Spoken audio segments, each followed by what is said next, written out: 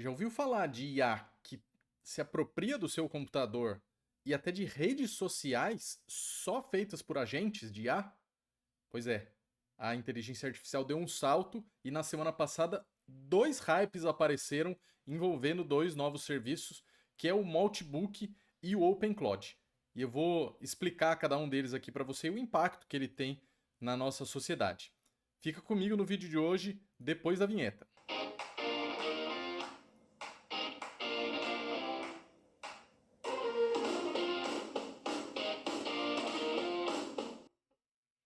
Fala galera, aqui é o Guilherme Massa, esse aqui é o Massa Demais, o canal que você já sabe, a gente fala de tendências, de tecnologia e de inovação, e inteligência artificial vai aparecer certamente aqui em muitos vídeos. Só que o ponto é, na semana passada, as redes sociais aí foram tomadas de duas grandes, digamos assim, polêmicas ou ondas, envolvendo dois serviços chamados de OpenClaw e Multibook, como está sendo apelidado aí. E eu quero explicar o impacto disso para você. Hoje eu vou fazer um vídeo um pouquinho diferente porque eu de fato vou mostrar os serviços aí para você entender do que a gente está falando. Mas antes é importante de dar um pequeno contexto.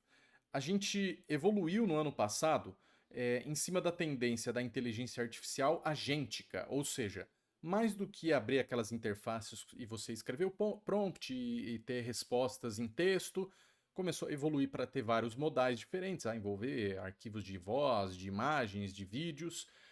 Mas, em particular, esses agentes começam a desempenhar tarefas de maneira autônoma para você. Eles fazem uma compra na Amazon, eles reservam um lugar num restaurante, fazem o agendamento de uma consulta, enfim, fazem um monte de atividades de uma maneira autônoma, obviamente você tendo dirigido ele, né, digamos, programado de uma maneira amigável. Porém, agora a gente começou a ir para um próximo nível de autonomia, digamos assim, desses agentes, que talvez comece a beirar o que se fala da AGI, né, a inteligência artificial geral, que seria quando a inteligência artificial de fato ganha uma consciência. Existe um monte de discussão e eu não quero efetivamente entrar em cada uma delas aqui sobre isso é inteligência ou não, isso é realmente autônomo ou não. Mas eu quero te mostrar duas novidades que chamam muito a atenção quando a gente fala de ser inteligência artificial mais autônoma. Vamos comigo. O primeiro dos serviços que chamou muita atenção aí na virada do ano e no particular no mês de janeiro é o tal do OpenClaw. O que ele se propõe? Você instala na sua máquina um comando simples, daí a automação toda aqui instala no seu computador Windows ou Mac, e ele vai passar a operar o seu computador de uma maneira autônoma.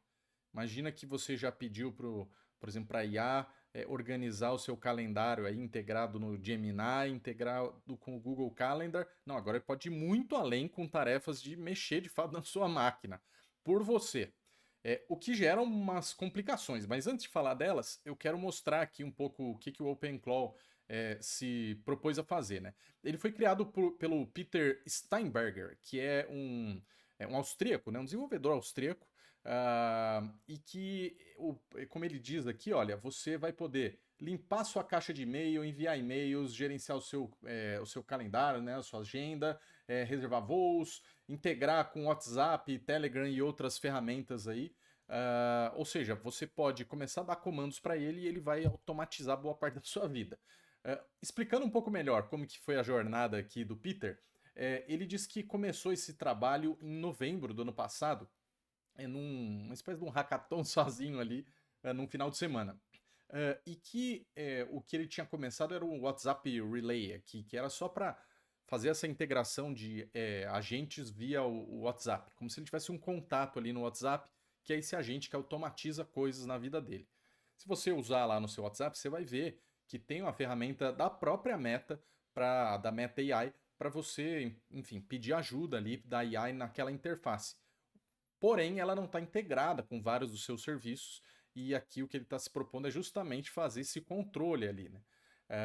E ele teve, enfim, 2.000 visitas no GitHub, né, que é o repositório ali de código. E ele até conta aqui uma polêmica, né? Ele começou chamando de Claude, uma assim, autêntica alusão ao serviço da Anthropic, o Claude mesmo, né?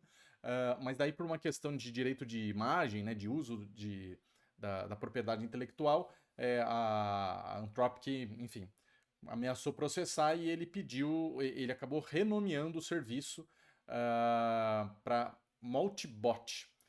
E daí depois acabou virando o Multibot e virou o OpenClaw. Numa brincadeira aqui com a lagosta, né? O Claw, a garrinha da lagosta, e daí o Molt é aquela espécie de perder as patas, né? Perder o exoesqueleto ali, a carapaça para ganhar um corpo maior. Então é meio que uma brincadeira com crescimento, com desenvolvimento de uma maneira mais autônoma, porque o Open aqui se refere a ser um serviço open source, ou seja, a comunidade toda de desenvolvedores pode ajudar a aprimorar o serviço. É importante a gente lembrar que tem duas grandes plataformas aí no mundo que ainda estão usando seus sistemas de IA de uma maneira de código aberto, que é o DeepSeek chinês e também a Meta, que está usando também ainda um sistema aberto, mas que tem reavaliado isso para talvez fechar o código. Enfim, o que ele promete aqui no fim é isso: ó, o seu assistente, a sua máquina, as suas regras, que você vai ter alguém te auxiliando. E ó, já está integrado com WhatsApp, Telegram, Discord, Slack, o Teams. Imagina só você programar mensagens para o seu chefe. Ah, mas eu já consigo fazer algumas dessas coisas no Teams. Porém, ele promete criar, por exemplo, os arquivos e já mandar para o seu chefe e responder por você, sem você ter que programar isso. Digamos assim, agendar a mensagem que você escreveu.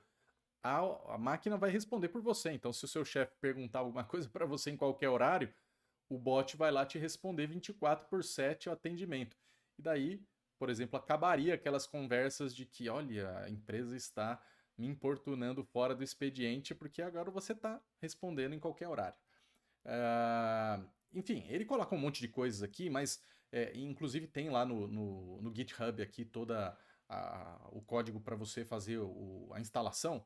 Inclusive quando você vem aqui na introdução é bem simples, né? Você vai abrir ali se você quiser se arriscar aí, né? Você abre o prompt ali de comando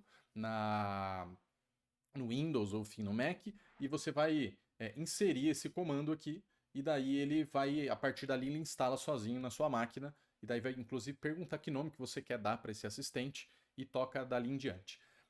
O que é o curioso aqui, adicionalmente dessa história, estou contando todo o contexto aqui com vocês meio que numa live, é que isso aqui chamou tanta atenção que colocou que agora talvez pessoas que têm dificuldade em programar, enfim, podem acabar automatizando uma série de tarefas para além do que as IAs agênticas estavam permitindo. Porém, muita gente do mercado de segurança tem alertado as pessoas para cuidado com isso aqui. Porque, obviamente, onde tem gente querendo desenvolver facilidades, tem gente querendo criar golpes. Então, pesquisadores da Cisco, da OnePassword, da SOC Prime, enfim, várias empresas aí ligadas à segurança de redes, de sistemas, mostraram que isso aqui, na verdade, eles estão chamando de um pesadelo de segurança por conta da arquitetura. Pode roubar suas credenciais, pode injetar código malicioso na sua máquina, nas suas aplicações, enfim. E de repente você está tomado de uma série de problemas que você antigamente talvez só o seu antivírus resolveria e agora pode acabar entregando um monte de coisas para IA. Tudo bem, Guilherme, mas isso aqui ainda é meio experimental e é um primeiro passo aí para inovação. É verdade, ninguém está necessariamente desestimulando que você baixe, mas saiba que nesse mundo da IA, muita coisa experimental ainda coloca você em muitas situações de risco, não só pela questão de cibersegurança, mas de risco de privacidade, de acesso às suas informações, por desconhecimento de como a ferramenta funciona, ou mesmo dos interesses de quem está por trás da criação, né, da ferramenta. Esse aqui é o OpenClaw, então quer automatizar a sua vida, só que o ponto acabou que essa discussão toda da IA agêntica, ou seja, a IA agora tem uma consciência e vai responder seu chefe para você, vai fazer o trabalho por você, acabou surgindo uma outra plataforma criada por um outro desenvolvedor e que ele se propõe a ser a rede social da IA agêntica. E isso é meio esquisito, né, para falar, porque parece uma coisa assim absurdamente futurista. Ela foi criada pelo Matt Schlitt. Desculpe se eu falei o nome errado aqui, mas é o CEO da Octane AI, é um empreendedor aí já de muitos anos de de rodagem, inclusive com passagem lá pela Y Combinator, que é a maior aceleradora de startups do mundo, não com essa startup, com outra.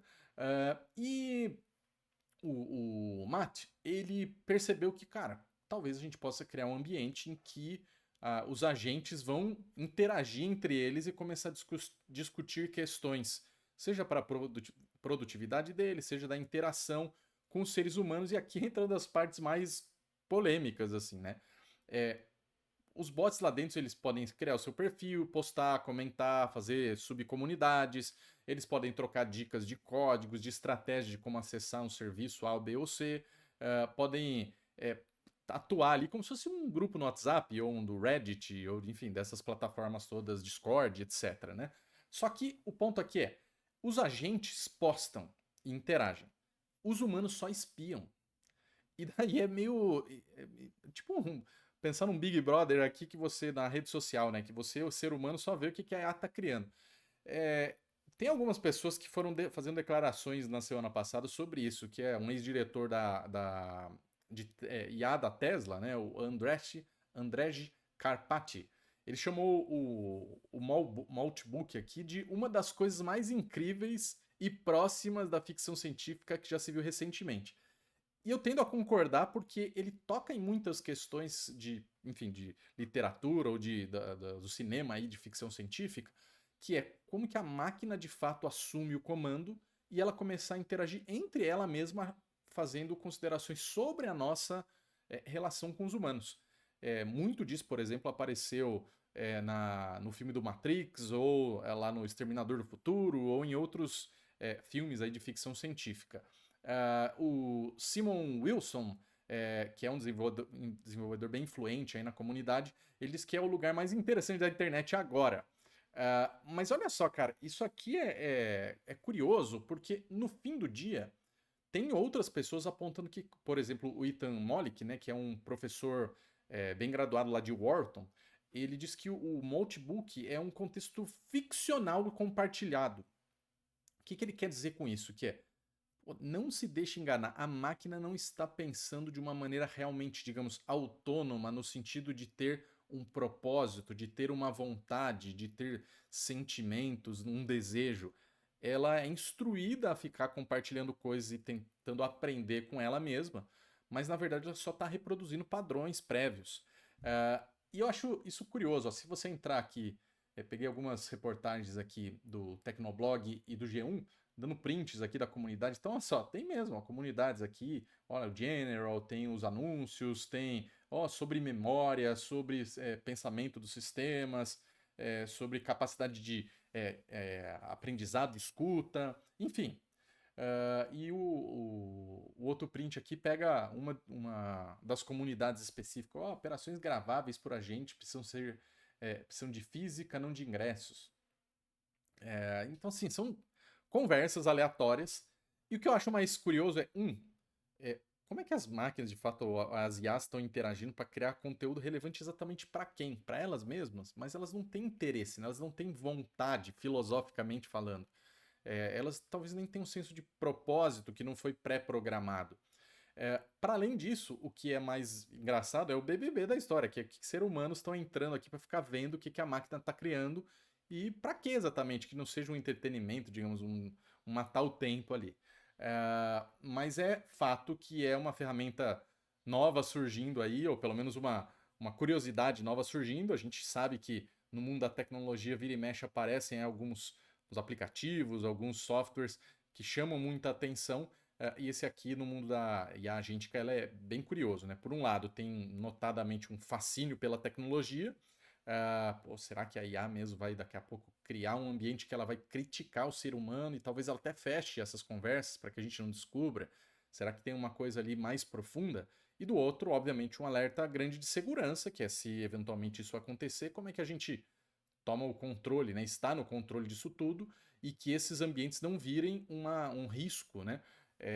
Para o comportamento digital das pessoas ou mesmo lá na frente uma coisa mais dramática, assim, do risco da sociedade como um todo, né? Acho que o importante aqui como recado final são duas novidades aí do mercado e que é importante a gente estar atento porque inevitavelmente nós estamos indo para um lugar onde a inteligência artificial assume mais controle mesmo das nossas atividades. Em alguns casos, nos substituindo, sim. Então, pode mandar uma reserva de um restaurante, de uma passagem aérea por você, evitando você gastar desnecessariamente seu tempo. Em outros casos, ela sendo só um complemento. Mas de fato a gente está indo para um lugar onde a gente vai ter que ter mais consciência sobre os impactos do uso dessas tecnologias para que sim, eles possam potencializar as nossas capacidades e não nos deixar de lado como substitutos. Tá legal? Manda aqui, quero saber de vocês duas curiosidades. O que você pediria aqui para o OpenClaw automatizar da sua vida? E o segundo é o que você acha de ver uma rede social só de robôs? O que você gostaria de descobrir o que os robôs acham sobre os seres humanos? Esse aqui é o Massa Demais. Não se esqueça de deixar o like aqui e compartilhar esse vídeo com a tua rede.